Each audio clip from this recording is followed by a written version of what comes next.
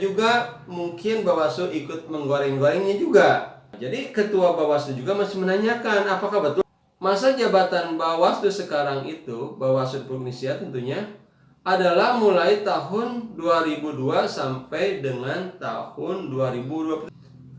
Sedangkan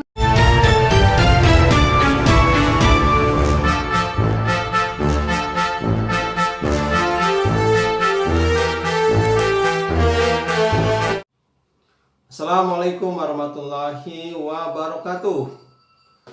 Sahabat-sahabatku, selamat berjumpa lagi dengan saya Effendi di Effendi Advocaten Channel, sebuah channel yang akan membahas masalah-masalah kemasyarakatan yang diulas secara populer. Kali ini kita akan membahas tentang Bawaslu. Bawaslu yang merupakan salah satu dari 3 penyelenggara pemilu. Di samping ada Komisi Pemilihan Umum dan DKPP.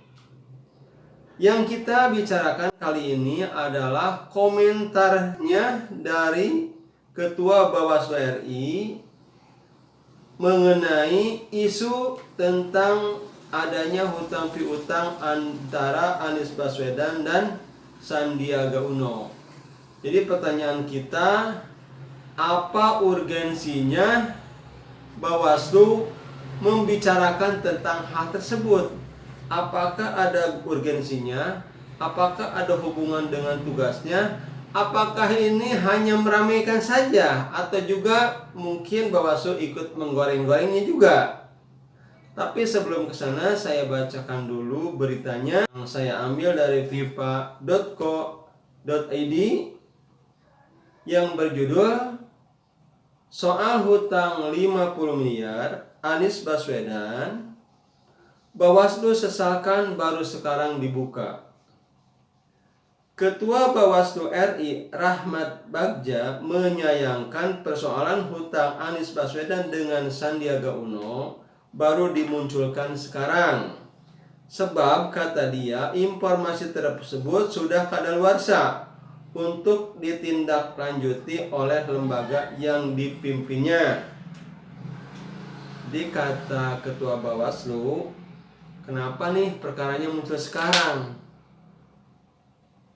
Padahal perkara itu sudah lama terjadi, tapi kenapa muncul sekarang?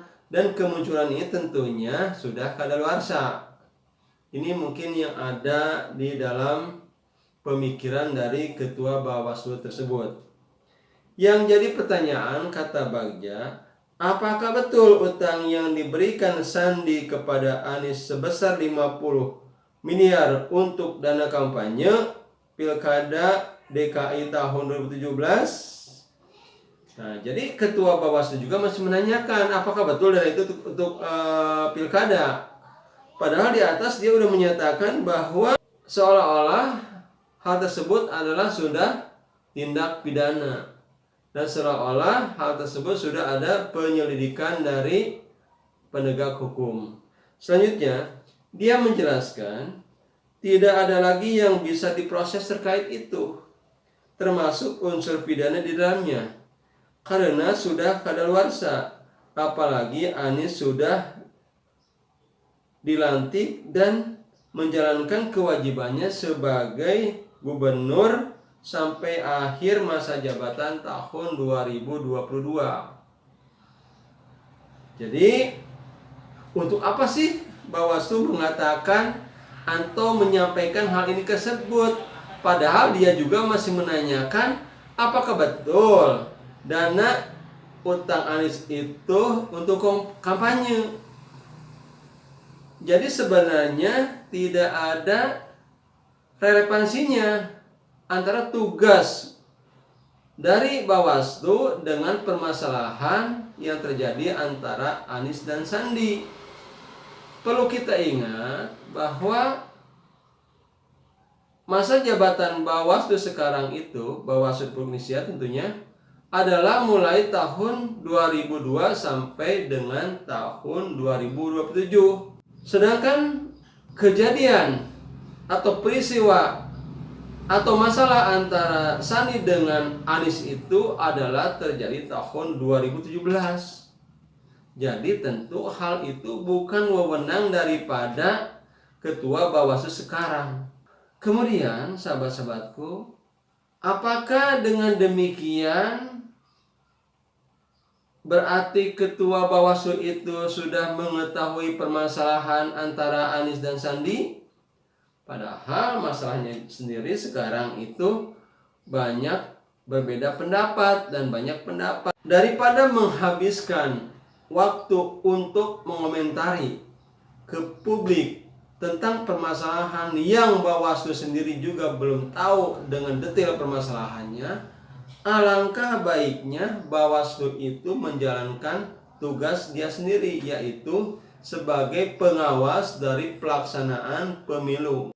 Diawasi dengan baik dari awal pelaksanaan pemilu tahap demi tahap, sehingga nanti pemilu pada tahun 2024 ini yang pertama kali dilakukan serempak antara pemilihan presiden dengan pemilihan legislatif bisa berjalan dengan lancar dan baik, dengan tinggi partisipasi masyarakat, dengan ada penerimaan dari masyarakat. Bagaimana hasil dari pemilu nanti diterima oleh masyarakat.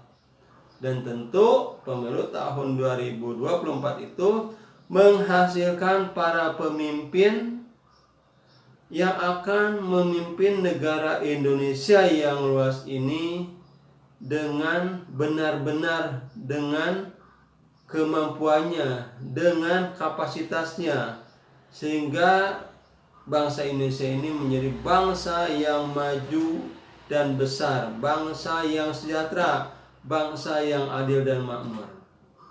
Jadi rasa-rasanya kita kembali kepada undang-undang, bagaimana tugas Bawaslu, bagaimana tugas KPU, bagaimana tugas DKPP sebagai penyelenggara pemilu harus terus menjalankan apa yang ditugaskan oleh undang-undang tersebut.